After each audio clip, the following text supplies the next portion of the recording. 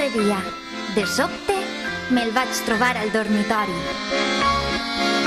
Un ésser pelut, negre, negríssim. Es va posar de puntetes i va fer un rugit.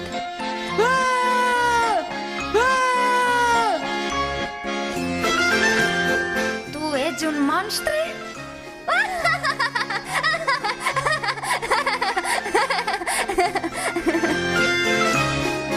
Mira, es fa així.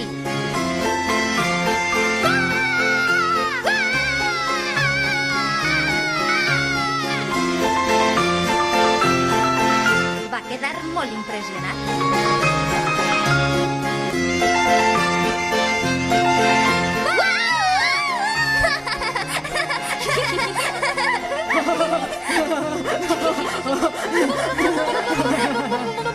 Ja no en té por.